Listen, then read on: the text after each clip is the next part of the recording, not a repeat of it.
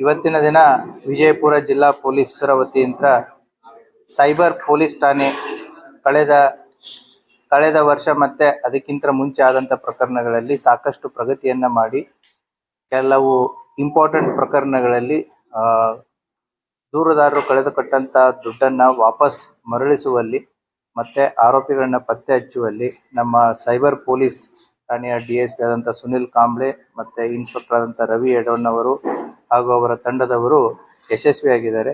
ಇದರಲ್ಲಿ ಕೆಲವೊಂದಿಷ್ಟು ಅಪರಾಧಗಳನ್ನ ಸೆಲೆಕ್ಟ್ ಮಾಡಿದ್ದೀವಿ. ಇವತ್ತಿನ ಪ್ರೆಸ್ ಮೀಟ್ನ ಉದ್ದೇಶ ಏನು ಅಂತಂತಂದರೆ, ಜನ ಯಾವ್ಯಾವ ರೀತಿ ಮೋಸ ಹೋಗ್ತಾರೆ, ಯಾವ ರೀತಿ ದುಡ್ಡನ್ನು ಕಳ್ಕೊತಾರೆ. ಸೊ ಇನ್ವೆಸ್ಟಿಗೇಷನ್ದಲ್ಲಿನೂ ಕೂಡ ಪೊಲೀಸರು ಮಾಡಿದಂಥ ಪ್ರಗತಿ, ಇದರಿಂದ ಜನರಿಗೆ ಒಂದು ಸೈಬರ್ ಅಪರಾಧಗಳ ಬಗ್ಗೆ ಒಂದು ಅವೇರ್ನೆಸ್ಸು ಆಗಲಿ ಮತ್ತು ಈ ರೀತಿಯಾದಂಥ ಮೋಸಗಳಿಗೆ ಅವರು ಬಲಿ ಆಗಬಾರ್ದು ಅನ್ನುವಂಥದ್ದು ಒಂದು ಉದ್ದೇಶದಿಂದ ಇವತ್ತು ನಾವು ಈ ಪ್ರೆಸ್ ಮೀಟನ್ನು ಮಾಡ್ತಾ ಇದ್ದೀವಿ. ಮೊದಲನೇ ಪ್ರಕರಣ 34/2024 ಕ್ರೈಮ್ ನಂಬರು. ಅದರಲ್ಲಿ ವಿಜಯಪುರ ನಗರದ ವ್ಯಾಪಾರಿ ಒಬ್ಬರು ಅಪ್ಟಾ ಟ್ರೇಡಿಂಗ್ ಆ್ಯಪ್ ಅಂತಂತ ಹೇಳಿ ಟ್ರೇಡಿಂಗ್ ಅಪ್ಲಿಕೇಶನ್, ಈಗ ಆನ್ಲೈನ್ ಟ್ರೇಡಿಂಗ್ ಅಪ್ಲಿಕೇಶನ್ಸು ಅಂತಂತೇಳಿ ಸಾಕಷ್ಟು ಲಿಂಕ್ಸ್ಗಳು ಬರ್ತಾ ಇರ್ತವೆ.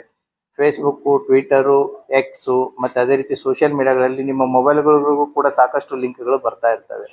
ಜನ ಏನು ಮಾಡ್ತಾರೆ, ಎಲ್ಲವೂ ಕೂಡ ಇನ್ವೆಸ್ಟ್ಮೆಂಟ್ ಆಪ್ಷನ್ನು ಅನ್ನೋ ರೀತಿಯಲ್ಲಿ ಅದನ್ನು ಕ್ಲಿಕ್ ಮಾಡಿಬಿಟ್ಟು ಅದರಲ್ಲಿ ದುಡ್ಡನ್ನು ಇನ್ವೆಸ್ಟ್ಮೆಂಟ್ ಮಾಡೋಕ್ಕೆ ಹೋಗ್ತಾರೆ. ಅವರು ಸಾಕಷ್ಟು ರೀತಿಯಲ್ಲಿ ಹೆಚ್ಚಿನ ಲಾಭಾಂಶದ ಆಸೆಯನ್ನು ಕೊಡ್ತಾರೆ.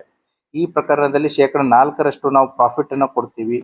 ಈ ದುಡ್ಡನ್ನು ನಾವು ಇಂಟರ್ನ್ಯಾಷನಲ್ ಮಾರ್ಕೆಟ್ದಲ್ಲಿ ಇನ್ವೆಸ್ಟ್ಮೆಂಟ್ ಮಾಡ್ತೀವಿ. So dollar, oil, currency, crypto ಕರೆನ್ಸಿಗಳಲ್ಲಿ ನಾವು ಇನ್ವೆಸ್ಟ್ಮೆಂಟ್ ಮಾಡಿದ್ರೆ ಅಂಶ ಬರುತ್ತೆ ಅಂತಂತೇಳಿ ನಂಬಿಸಿ ಈ ವ್ಯಕ್ತಿ ಸುಮಾರು 2,04,71,500 ರೂಪಾಯಿನ ಕಳ್ಕೊಂಡಿದ್ರು. ಸೊ ಹಂತವಾಗಿ ಕಳ್ಕೊಂಡಿದ್ರು.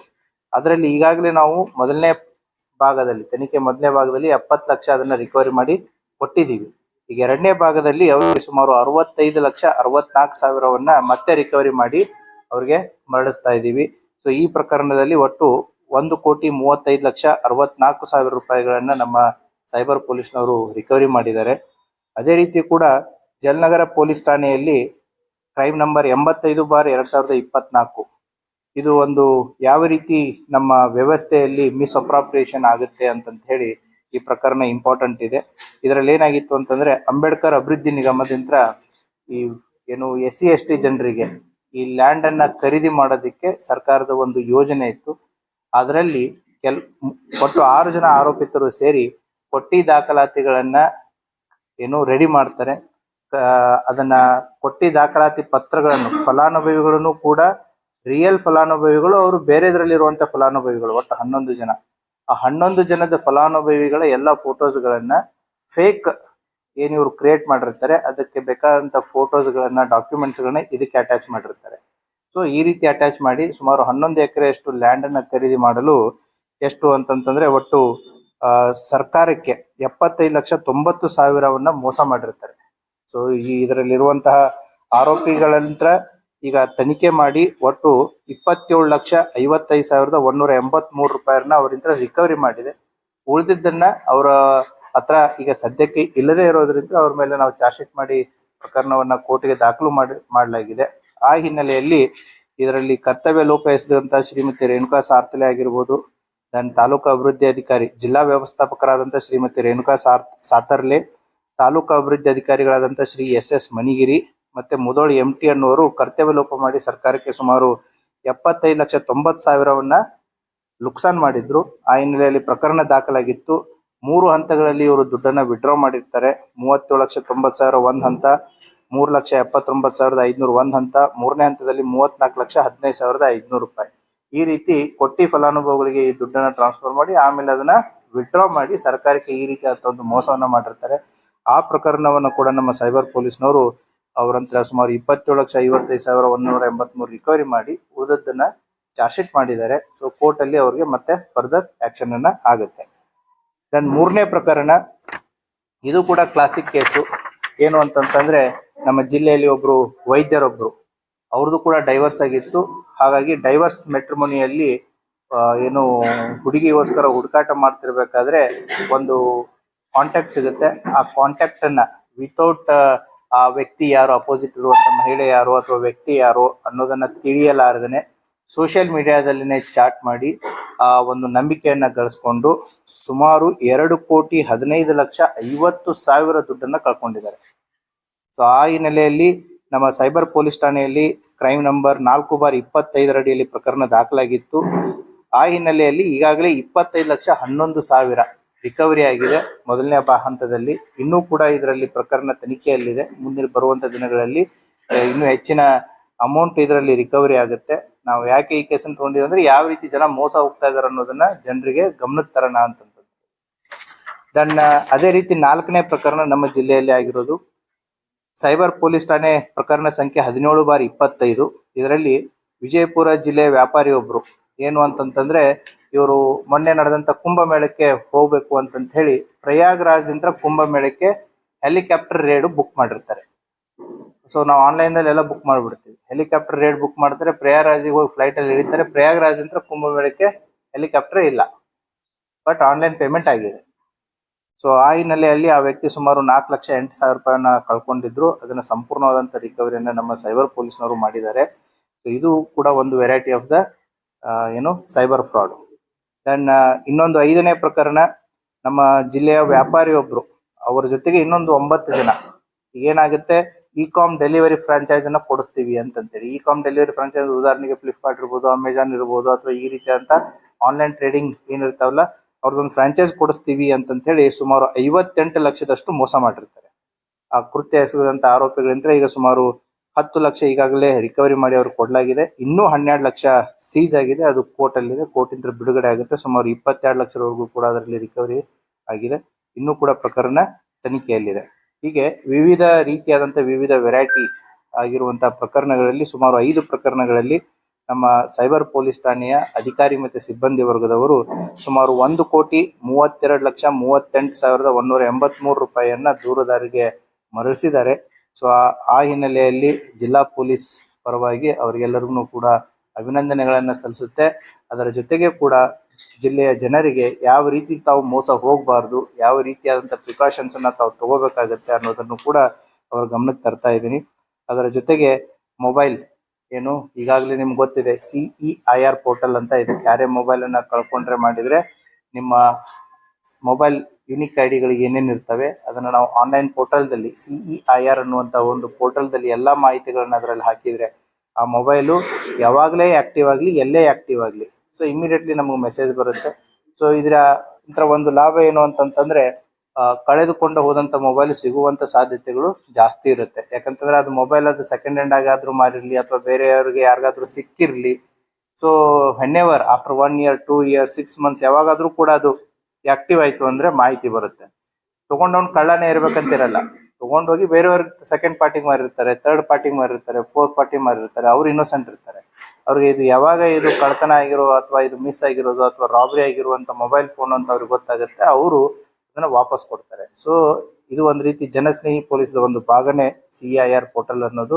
ಸೊ ಆ ಹಿನ್ನೆಲೆಯಲ್ಲಿ ಸೈಬರ್ ಪೊಲೀಸ್ ಠಾಣೆಯಲ್ಲಿ ಸುಮಾರು 10 ಮೊಬೈಲ್ಗಳನ್ನ ರಿಕವರಿ ಮಾಡಿ ಅವರ ವಾರಸುದಾರರಿಗೂ ಕೂಡ ಕೊಡುತ್ತಾ ಇದ್ದಾರೆ. ಹೀಗಾಗಿ ಒಟ್ಟು 2,40,40,000 ರೂಪಾಯಿ ಮೊಬೈಲ್ ಆಗಿರ್ಬೋದು, ಮತ್ತೆ ಈ 5 ಪ್ರಕರಣಗಳಲ್ಲಿ ವಸೂಲಿ ಮಾಡಿದಂತಹ ಸುಮಾರು 1,32,38,183 ರೂಪಾಯಿಯನ್ನ ಇವತ್ತು ನಾವು ಅವ್ರ ವಾರಸುದಾರಿಗೆ ವಾಪಸ್ ಮರಳಿಸ್ತಾ ಇದ್ದೀವಿ. ಆ ಹಿನ್ನೆಲೆಯಲ್ಲಿ ಈ ಪ್ರೆಸ್ ಮೀಟ್ ಅನ್ನ ಕರೆದಿತ್ತು. ಬಂದಂತ ತಮಗೆಲ್ಲರಿಗೂ ಧನ್ಯವಾದಗಳು.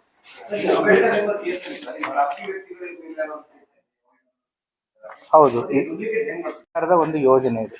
ಫಲಾನುಭವಿಗಳು SC/ST ಜನಾಂಗದ ಏನು ಇರ್ತಾರೆ ಅವ್ರಿಗೆ ಭೂಮಿಯನ್ನ ಖರೀದಿ ಮಾಡಿ ಕೊಡುವಂತ ಭೂರಹಿತರಿಗೆ ಅದನ್ನ ಭೂ ಖರೀದಿಯನ್ನ ಮಾಡಿಕೊಡುವಂಥದ್ದು ಅಂಬೇಡ್ಕರ್ ಅಭಿವೃದ್ಧಿ ನಿಗಮದಲ್ಲಿ ಒಂದು ಯೋಜನೆ ಇತ್ತು. 2018ರಿಂದ ಇದು ಜಾರಿಯಲ್ಲಿತ್ತು. ಸೊ ಆ ಸಂದರ್ಭದಲ್ಲಿ ಈ 3 ಅಧಿಕಾರಿಗಳು, ಈಗ ನಾನು ಹೇಳಿದೆ ರೇಣುಕಾ ಸಾತರ್ಲೆ, ಸಾಹೇಬಣ್ಣ ಮನಿಗೇರಿ ಅಂತಂತೇಳಿ ಮತ್ತೆ MT ಮುದೋಳ್ ಅಂತಂತೇಳಿ, ಇವ್ರ ಜೊತೆಗೆ ಇನ್ನೊಂದು 3 ಜನ ಶಾಮೀಲಾಗ್ಯಾರ. ಅದು ನಿಮ್ಗೆ ಡೀಟೇಲ್ಸ್ ಕೊಡ್ತೀನಿ ನಾನು. ಸೊ ಅದೇ ಡೀಟೇಲ್ಸ್ ಕೊಡ್ತೀನಿ ನಾನು ನಿಮ್ಗೆ. ಸೊ ಪ್ರೆಸ್ ನೋಟ್ ಅಲ್ಲಿ ಇದೆ, ಅದನ್ನು ಕೊಡ್ತೀನಿ ಡೀಟೇಲ್ ಆಗಿ. ಶರಣಪ್ಪ ಬ್ಯಾಳಿ ಅನ್ನೋರು ಮತ್ತೆ ಕಮಲವ್ವ ಮಾದಾರ್ ಅನ್ನೋರು, ರಾಣಪ್ಪ ಬ್ಯಾಳಿ ಅನ್ನೋರು ಕೂಡ ಇವರ ಜೊತೆಗೆ ಸಾಥ್ ಕೊಟ್ಟಿರ್ತಾರೆ. ಈಗ ಯಾವ ರೀತಿ ಅಂತಂದ್ರೆ ನಾನು ಒಂದು ಭೂಮಿಯನ್ನ ಖರೀದಿ ಮಾಡ್ಬೇಕಾಗಿದೆ, ಖರೀದಿ ಮಾಡಿ ಬೆನಿಫಿಷಿಯರ್ಸಿಗೆ ಕೊಡಬೇಕು. ಇವ್ರೇನ್ ಮಾಡಿದ್ದಾರೆ, ಒಂದು 11 ಜನ ಡಮ್ಮಿ ಕ್ಯಾಂಡಿಡೇಟ್ಸ್ ಅವರ ಹೆಸರಲ್ಲಿ ಡಾಕ್ಯುಮೆಂಟ್ಸ್ ಗಳನ್ನ ಕ್ರಿಯೇಟ್ ಮಾಡಿದ್ದಾರೆ. ಸೊ ಇವರು ಬೆನಿಫಿಷಿಯರಿ ಅಂತ ತೋರಿಸ್ಕೊಳ್ಳೋದಕ್ಕೆ ಜೆನ್ಯೂನ್ ಇರುವಂತ 11 ಜನರ ಡಾಕ್ಯುಮೆಂಟ್ಸ್ಗಳನ್ನ ಇದಕ್ಕೆ ಅಟ್ಯಾಚ್ ಮಾಡ್ತಾರೆ. ಸೊ ಅಟ್ಯಾಚ್ ಮಾಡಿಬಿಟ್ಟು ಇನ್ನು ಭೂಮಿ ಖರೀದಿ ಮಾಡ್ಬೇಕಂತಂದ್ರೆ ದುಡ್ಡು ಬೇಕಲ್ಲ, ಆ ದುಡ್ಡನ್ನ ಈ ಫಲಾನುಭವಿಗಳ ಅಕೌಂಟ್ಸ್ಗಳಿಗೆ ಅಂತಂದ್ರೆ ಫೇಕ್ ಅಕೌಂಟ್ಸ್ ಏನಿರುತ್ತೆ ಅವ್ರಿಗೆ ಆ ದುಡ್ಡನ್ನ ಕಳಿಸ್ತಾರೆ, ಅದನ್ನ ವಿಡ್ರಾ ಮಾಡ್ತಾರೆ. ಅಂದ್ರೆ ಡಾಕ್ಯುಮೆಂಟ್ಸ್ ಏನ್ ಬೇಕು ಎಲ್ಲ ಸಬ್ಮಿಟ್ ಮಾಡ್ದಂಗಾಯ್ತು, ಸರ್ಕಾರದಿಂದ ಏನ್ ದುಡ್ಡು ವಿಡ್ರಾ ಮಾಡ್ಬೇಕು ದುಡ್ಡು ವಿಡ್ರಾ ಮಾಡ್ದಂಗಾಯ್ತು. ಬಟ್ ಇನ್ ರಿಯಾಲಿಟಿ ಏನಿದೆ, beneficiaries are on the ground is zero. ಖರೀದಿನೇ ಇಲ್ಲ ಭೂಮಿ ಖರೀದಿ. ಬಟ್ ಭೂಮಿ ಖರೀದಿ ಬೇರೆ ಬೆನಿಫಿಷರೀಸ್ ಏನಿದ್ದಾರೆ ಅವರ ದಾಖಲಾತಿಗಳನ್ನ ಅವರ ಫೋಟೋಗಳನ್ನ ಇದಕ್ಕೆ ಅಟ್ಯಾಚ್ ಮಾಡಿರ್ತಾರೆ.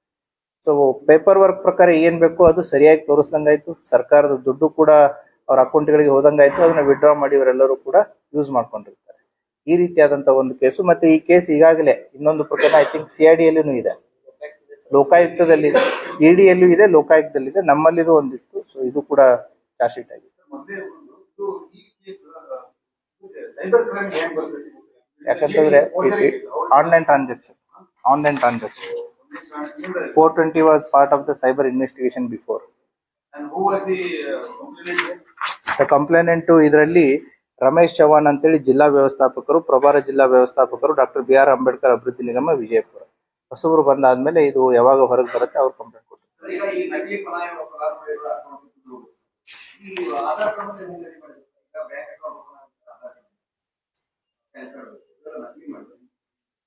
ನಕಲಿ ಮಾಡಿನೇ. ನಕಲಿ ಅಂತಂತಂದ್ರೆ ಬೇರೆ ಬೆನಿಫಿಷರೀಸ್ ಆರ್ ರಿಯಲ್, ಅವ್ರು ಬೇರೆ ಬೆನಿಫಿಟ್ ಸಿಕ್ಕಿದೆ, ಅವರ ದಾಖಲಾತಿಗಳನ್ನ ಇದಕ್ಕೆ ಸಬ್ಮಿಟ್ ಮಾಡಿರೋದು. ಈಗ ಷಡಾಕ್ಷರಿ ಅನ್ನುವಂತ ವ್ಯಕ್ತಿ ಈಸ್ ಆಲ್ರೆಡಿ ಬೆನಿಫಿಷರಿ, ಬಟ್ ಆ ಷಡಾಕ್ಷರಿ ಅನ್ನೋ ವ್ಯಕ್ತಿಯ ಎಲ್ಲಾ ಡಾಕ್ಯುಮೆಂಟ್ಸ್ಗಳನ್ನ ನಮ್ಮ ಇಂಡಿಯನ್ ಎಕ್ಸ್‌ಪ್ರೆಸ್ ಫಿರೋಜ್ಗೆ ಅಟ್ಯಾಚ್ ಮಾಡಿರ್ತಾರೆ. ಸೊ ದಾಖಲಾತಿಗಳು ಏನು, ಎಸ್ ಬೆನಿಫಿಷರೀಸ್ ರಿಯಲ್, ಡಾಕ್ಯುಮೆಂಟ್ ಸರಿ ಇದೆ, ಎಲ್ಲ ಇದೆ. ಬಟ್ ಷಡಾಕ್ಷರಿಗೆ ಆಲ್ರೆಡಿ ಲ್ಯಾಂಡ್ ಬಂದಾಗಿದೆ, ಬಟ್ ಷಡಾಕ್ಷರಿ ಎಲ್ಲಾ ದಾಖಲಾತಿಗಳನ್ನ ಫಿರೋಜ್ಗೆ ಅಟ್ಯಾಚ್ ಮಾಡಿದ್ದಾರೆ.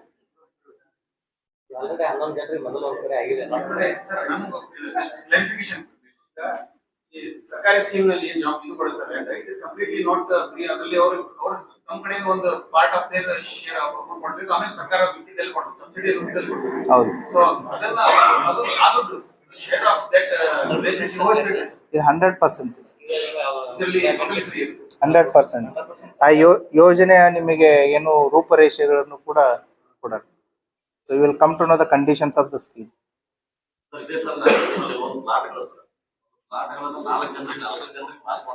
ಅದರಲ್ಲಿ ಅದಕ್ಕೆ ಕಂಪ್ಲೇಂಟ್ ಯಾರ್ಯಾರು ತಂದು ಕೊಡ್ತಾರೆ, ಅದು 100% ಕೇಸು ಚಾರ್ಜ್ ಶೀಟ್ ಆಗುತ್ತೆ, ಇನ್ವೆಸ್ಟಿಗೇಷನ್ ಆಗುತ್ತೆ. ಈಗಾಗಲೇ ಅಂತವ್ ಸುಮಾರು 27-29 ಪ್ರಕರಣಗಳು. ಅದನ್ನ ಸಪರೇಟ್ ಆಗಿ ಒಂದು ಪ್ರೆಸ್ ಮೀಟ್ ಮಾಡುತ್ತೆ. ಆಲ್ರೆಡಿ ನಮ್ದು ಎಲ್ಲಾ ಕೇಸಸ್ಗಳು ಚಾರ್ಜ್ ಶೀಟ್ ಆಗಿದಾವೆ. So will do the press meet separately regarding that. Because 1-2 ಅಲ್ಲ, ಸುಮಾರು 27 ಪ್ರಕರಣಗಳು ನಾವು ಅದನ್ನ ಒಂದು SIT ತರ ಮಾಡಿ ಅವುಗಳನ್ನೆಲ್ಲ ಈಗ ಚಾರ್ಜ್ ಶೀಟ್ ಮಾಡಿದೆ. ಅದರದ್ದು I think may be next 1 week or 10 days ಅಲ್ಲಿ ನಿಮ್ಗೊಂದು ಇನ್ನೊಂದು ಪ್ರೆಸ್ ಮೀಟ್ ಮಾಡಿ ಅದ್ರ ಬಗ್ಗೆ ನಾವು ಮಾಹಿತಿಯನ್ನು ಕೊಡ್ತೀವಿ.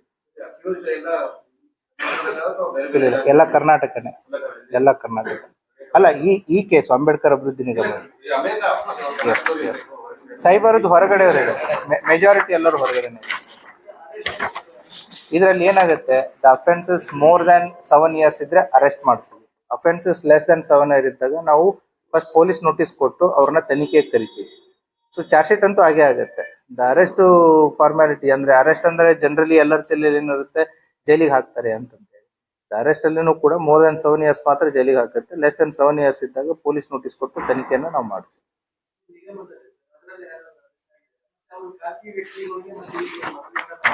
ಹೌದು, ಖಾಸಗಿ ವ್ಯಕ್ತಿ 3 ಜನಕ್ಕೆ ಮತ್ತೆ ಇವರಿಗೆ ಮುಂಚೆ ಅಂತ ಪರಿಚಯ ಇದೆ. ಅರೆಸ್ಟ್ ಇದರಲ್ಲಿ ಬೇಲ್ ಅದು ಮೊದಲೇ ಆಗಿದೆ, ಬೇಲ್ ಎಲ್ಲ ಮೊದಲೇ ಆಗಿದೆ.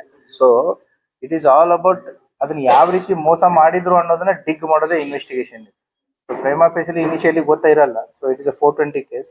ಹಾಗಾಗಿ ಅವ್ರು ಆಲ್ರೆಡಿ ಆಂಟಿಸಿಪೇಟರಿ ಬೇಲ್ ಉಗಿಲೆಲ್ಲ ರೆಗ್ಯುಲರ್ ಬೇಲೆ ತಗೊಂಡಾಗ್ಬಿಟ್ಟು ಇದು 2024 ಪ್ರಕರಣ.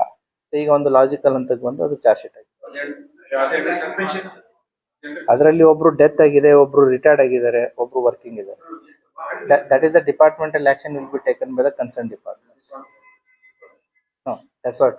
ಅದರಲ್ಲಿ ಒಬ್ರು ರಿಟೈರ್ಡ್ ಆಗಿದ್ದಾರೆ, ಒಬ್ರು ಡೆತ್ ಆಗಿದ್ದಾರೆ, ಒಬ್ರು ಸರ್ವಿಸ್ ಅಲ್ಲಿ ಇದ್ದಾರೆ.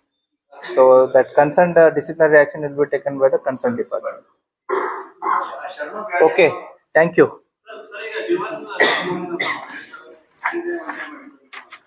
ಸಿ ಆನ್ಲೈನ್ ಇವ್ರಿಗೆ ಡೈವರ್ಸು ಇವ್ರಿಗಾಗಿದೆ. ಹುಡುಗಿ ಸರ್ಚ್ ಅಲ್ಲಿ ಇದ್ದಾರೆ.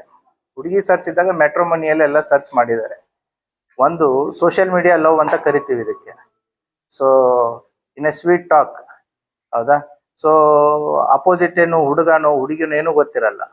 So over a period of and time you gain a lot of trust. ಹೌದಪ್ಪ, ಇವಳು ಎಮೋಷನಲಿ ಅಟ್ಯಾಚ್ ಆಗಿದ್ದಾರೆ, ಆ ಕಡೆ ಹುಡುಗ ಇದಾನೋ ಹುಡುಗಿ ಇದಾನೋ ಗೊತ್ತೇನೆ ಇರಲ್ಲ. ಸೊ ಅಷ್ಟೋ ನಂಬಿಕೆಯನ್ನ ಗಳಿಸಿಬಿಟ್ಟು ಇನ್ನೇನ್ ಮದುವೆ ಆಗ್ಬೇಕು ಅನ್ನೋಂತ ಒಂದು ನಿರ್ಧಾರಕ್ಕೆ ಬಂದು ಸುಮಾರು 2,15,50,50,000 ಅಷ್ಟನ್ನು ದುಡ್ಡನ್ನ ಕಳ್ಕೊಂಡಿದ್ದಾರೆ. ಸೊ ಅವ್ರಿಗೆ ಕೊಟ್ಟು ಅವ್ರ ಕಷ್ಟ ಕಾಲದಲ್ಲಿದೆ, ನಾನು ಏನು ನನಗೆ ದುಡ್ಡು ಬೇಕಾಗಿದೆ, ನನ್ಗೆ ದುಡ್ಡು ಕೊಟ್ರೆ ನಾನು ಹಣ ಹೂಡಿಕೆ ಮಾಡಿ ಕ್ರಿಪ್ಟೋದಲ್ಲಿ ಇನ್ವೆಸ್ಟ್ಮೆಂಟ್ ಮಾಡಿ ಹೆಚ್ಚಿನ ಲಾಭಾಂಶವನ್ನು ತಂದು ಕೊಡ್ತೀನಿ ಅಂತಂತೇಳಿ. ಮದುವೆ ಜೊತೆಗೆ ಇನ್ವೆಸ್ಟ್ಮೆಂಟ್. ಹಾ, ಸೊ ಅಲ್ಲೇ ಅರ್ಥ ಮಾಡ್ಕೋಬೇಕಾಗಿತ್ತು. ಸೊ ಮದುವೆ ಆಫರ್ ಸ್ಟಾರ್ಟ್ ಆಗಿಬಿಟ್ಟು ಇನ್ವೆಸ್ಟ್ಮೆಂಟಿಗೆ ಬರುತ್ತೆ relation. That is how the amount is lost ರಕ್ಷಣೆ ಕೊಟ್ಬಿಟ್ಟಲ್ಲ ಮತ್ತೆ without marriage. Without marriage. Yes. Sir, ಈ ಬಿಜಾಪುರ ಸಿಟಿದಲ್ಲಿ ಒಂದು 50-60 ಗಾಡಿ ಬ್ಲಾಕ್ ಹೊಡಿತಾರೆ. ಹಾ, ಈಗ ಇನ್ನು ಏನು ಸೋಷಿಯಲ್ ಮೀಡಿಯಾ ಮತ್ತೆ ಟ್ರಾಫಿಕ್ ಒಂದು ಜಸ್ಟ್ ಎಲ್ಲರೂ ಇದ್ದೀರಾ, ಈ ಸೋಷಿಯಲ್ ಮೀಡಿಯಾ ರೀಲ್ಸ್ ಗಳನ್ನ ಮಾಡ್ತಾರೆ. ಸೊ ನಮ್ಮ ಜಿಲ್ಲೆಯ ಯುವಕರಿಗಾಗಿರ್ಬೋದು ಕೆಲವೊಂದಿಷ್ಟು ಆಂಟಿ ಸೋಷಿಯಲ್ ಮೆಸೇಜ್ ಏನು ಅಂತಂತಂದ್ರೆ, ತಾವು ಮಾಡುವಂತ ಚಟುವಟಿಕೆಗಳ ಮೇಲೆ ಪೊಲೀಸ್ ಇಲಾಖೆ ಸಂಪೂರ್ಣವಾದಂತ ನಿಗಾ ಇಟ್ಟಿರುತ್ತೆ. ನೀವು ಮಾಡಿರುವಂತ ರೀಲ್ಸ್ ಗಳಾಗಿರ್ಬೋದು, ಅದರಲ್ಲಿ ಬಳಸುವಂತ ವಸ್ತುಗಳಾಗಿರ್ಬೋದು ಕಾನೂನು ಬಾಹಿರ ಆಗಿತ್ತು ಅಂತಂತಂದ್ರೆ ಪೊಲೀಸ್ ಇಲಾಖೆ ನಿಮ್ಮ ಮೇಲೆ 100% ಆಕ್ಷನ್ ಅನ್ನ ತಗೊಳುತ್ತೆ. ಸೊ ಹಾಗಾಗಿ ಸೋಷಿಯಲ್ ಮೀಡಿಯಾ ಬಳಕೆದಾರರಾಗಿರ್ಬೋದು, ರೀಲ್ಸ್ ಮಾಡೋರಾಗಿರ್ಬೋದು, ಅದರಲ್ಲಿ ಯೂಸ್ ಮಾಡುವಂತ ನಿಮ್ಮ ಇಕ್ವಿಪ್ಮೆಂಟ್ಸ್ ಆಗಿರ್ಬೋದು, ಹೌದಾ, ನೀವು ಮಾಡುವಂಥದ್ದು ಸಮಾಜದಲ್ಲಿ ಭಯವನ್ನ ಸೃಷ್ಟಿ ಮಾಡುವಂಥದ್ದಾಗಿತ್ತು ಅಂತಂದ್ರೆ ಇಲಾಖೆ ನಿಮ್ಮ ಮೇಲೆ ನಿರ್ದಾಕ್ಷಿಣ್ಯವಾಗಿ ಕ್ರಮವನ್ನ ಕೈಗೊಳ್ಳುತ್ತೆ. ಇನ್ನೊಂದು, ಈಗ ಏನು ದ ಸ್ಪೆಷಲ್ ಡ್ರೈವ್ ಅನ್ನೋದಕ್ಕೆ ದಿಸ್ ಜನವರಿ ಮಂತ್ ಏನು ಅಂತಂದ್ರೆ ದ ಟ್ರಾಫಿಕ್ ಅವೇರ್ನೆಸ್ ಮಂತ್ ಅಂತಂದೇಳಿ ನಾವು ಪ್ರತಿ ವರ್ಷ ಮಾಡೇ ಮಾಡ್ತೀವಿ. ಸೊ ನಮ್ಮ ಜಿಲ್ಲೆಯಲ್ಲಿ ಸುಮಾರು on an average last 5-6 years ನಾನು ಡೇಟಾ ನೋಡಿದ್ರೆ ಅರೌಂಡ್ 450 ಡೆತ್ಸ್ ಆಗುತ್ತೆ ಆಕ್ಸಿಡೆಂಟ್ಸ್ಗಳಲ್ಲಿ over a period of 1 year. ಅದರಲ್ಲಿ 70-75% ಟೂ ವೀಲರ್ದಲ್ಲೇ ಆಗ್ತವೆ. ಸೊ ಹಾಗಾಗಿ ಅದನ್ನು ಕೂಡ ಈಗ ಸ್ಕೂಲು ಕಾಲೇಜ್ ಇದರ 2 steps, ಒಂದು ಎನ್ಫೋರ್ಸ್ಮೆಂಟ್ ಇರುತ್ತೆ, ಒಂದು ಅವೇರ್ನೆಸ್ ಇರುತ್ತೆ, ಇನ್ನೊಂದು ಪಾರ್ಟಿಸಿಪೇಷನ್ ಇರುತ್ತೆ. ಈ ಮೂರು ಆದಾಗ ಮಾತ್ರ ಇದು ಸಕ್ಸಸ್ಫುಲ್ ಆಗುತ್ತೆ. ಅವೇರ್ನೆಸ್ ನಾವು ಎವ್ರಿ ಟೈಮ್ ಮಾಡ್ತಾನೆ ಇರ್ತೀವಿ, ಅವೇರ್ನೆಸ್ ಎಲ್ಲರಿಗೂ ಗೊತ್ತಿದೆ, ಹೌದಾ. ಈಗ ನಮ್ಮ ಬಸವರಾಜರು ಹಿಡಿದಿರೋ ಮೊಬೈಲು ಸುಮಾರು ಒಂದು 30,000 ರೂಪಾಯಿದಿದೆ. ಅದ್ರ ಕವರು ಏನಂತಂದ್ರೆ ಇಲ್ಲ 20,000 ಇದೆ, ಇಲ್ಲ 10,000 ಇದೆ, 15,000 ಇರ್ಲಿ. So A person mobile purchase ಮಾಡ್ತಾರೆ, ಏನು 50,000 ಇಟ್ಕೊಂಡು 1 ಲಕ್ಷವರೆಗೂ ಪರ್ಚೇಸ್ ಮಾಡ್ತಾರೆ. ಬೈಕ್ ವ್ಯಾಲ್ಯೂ ಎಷ್ಟಿದೆ ಟೂ ವೀಲರ್ದು? ಅದು 50,000 ಅಂತ ಹಿಡಿದು 1 ಲಕ್ಷ ಇದೆ. ನಿಮ್ಮ ಮೊಬೈಲ್ಗೂ ಅಷ್ಟೇ ಇದೆ. 50,000 ಅಂತ 1 lakh, 20,000, 15,000, so up to 1 lakh 1.5 lakh ವರೆಗೂ ಮೊಬೈಲ್ ಇದೆ. ನಿಮ್ಮ ಮೊಬೈಲ್ ಅನ್ನು ಪ್ರೊಟೆಕ್ಟ್ ಮಾಡ್ಕೊಳ್ಳೋದಕ್ಕೆ ತಗೊಂಡ ತಕ್ಷಣ ಏನ್ ಮಾಡ್ತೀರಾ? ಫಸ್ಟ್ ಅದಕ್ಕೊಂದು ಸ್ಕ್ರೀನ್ ಗಾರ್ಡು, ಒಂದು ಕವರ್ ಹಾಕ್ತೀರಿ. ನೀವು 1 ಲಕ್ಷ ಬೈಕ್ ತಗೊಂಡು ಅದರಲ್ಲಿ ಓಡಾಡೋರು ನೀವು, ಮಾಡೋರು ನೀವು, ನಿಮ್ಮ ಕುಟುಂಬ ಸದಸ್ಯರನ್ನ ಕೂಡಿಸ್ತೀರಿ, ಮಕ್ಕಳನ್ನ ಕೂಡಿಸ್ತೀರಿ. ಆಕ್ಸಿಡೆಂಟ್ ಅಲ್ಲಿ ಮ್ಯಾಕ್ಸಿಮಮ್ ಡೆತ್ ಆಗೋದೇ ಹೆಡ್ ಇಂಜುರಿ ಅಂತ ಟೂ ವೀಲರ್ಸ್.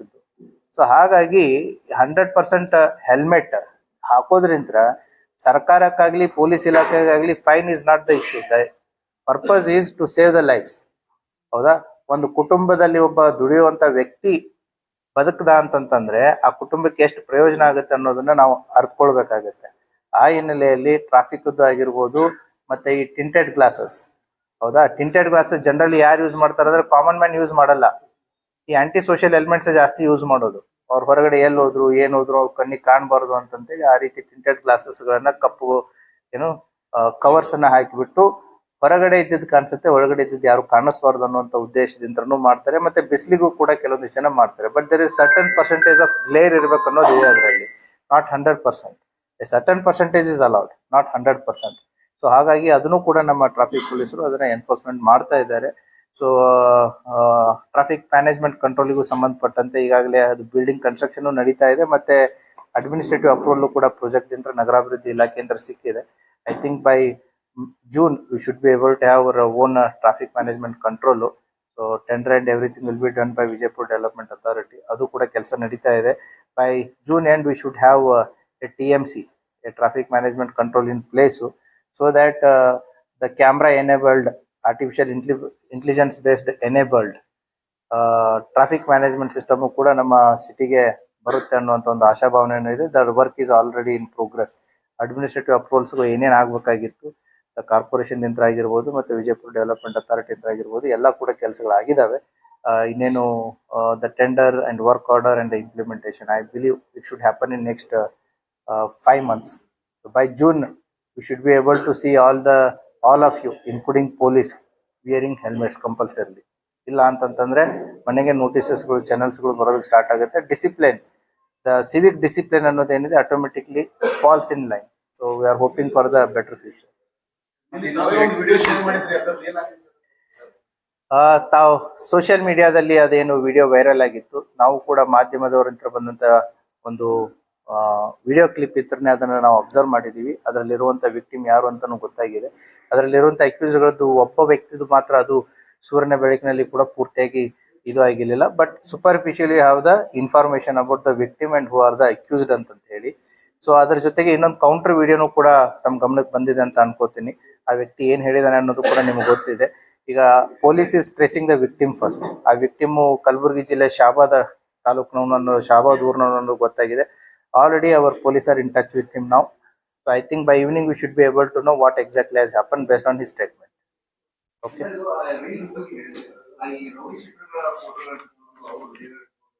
ಅದನ್ನೇ ಹೇಳಿದ್ದು ನಾನು ಆ ಅಣ್ಣ ತಮ್ಮಗಳು ಅವರು ಅವ್ರ ತರನೇ ಆಗ್ಬಾರ್ದು. ಹಾಗಾಗಿ ಅವ್ರಿಗೆ ಅದನ್ನೇ ಹೇಳ್ತಾ ಇದ್ದೀನಿ. ಅಣ್ಣ, ಆಮೇಲೆ ತಮ್ಮ ಬಂದ, TH ಬಂದ, ಹೌದಾ, DMC ಬಂದ, MD ಬಂದ, ಇವರೆಲ್ಲ ಯಾರು ಆಗ್ತಾ ಇದಾರೆ, they are under the watch. ಹೌದಾ.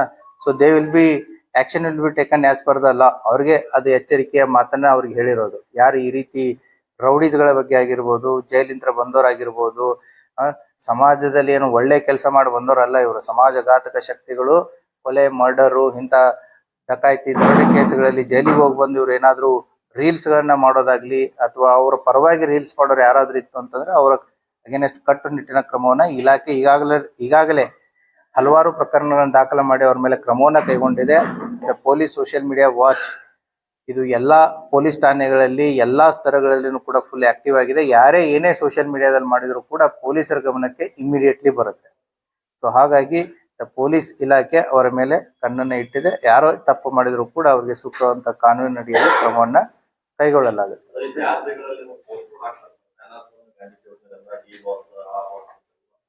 ಅವು ಅಂತ ಬಂದಿದ್ದನ್ನ ನನ್ನ ಗಮನಕ್ಕೆ ತಗೊಂಡ್ಬನ್ನಿ, ಪೊಲೀಸ್ ಇಲಾಖೆ ಕ್ರಮ ಕೈಗೊಳ್ಳುತ್ತೆ. ಕೆಲವೊಂದು ಪರ್ಮಿಷನ್ ನ ತಗೊಂಡು ಹಬ್ಬ ಹರಿದಿನಗಳಲ್ಲಿ ಹಾಕಿರ್ತಾರೆ. ಯಾರಾದ್ರೂ ರೌಡಿ ಎಲಿಮೆಂಟ್ ಗಳು ಹಾಕಿದ್ದಿತ್ತು ಅಂತ ನಮ್ ಗಮನಕ್ಕೆ ತಗೊಂಡ್ಬನ್ನಿ. Thank you.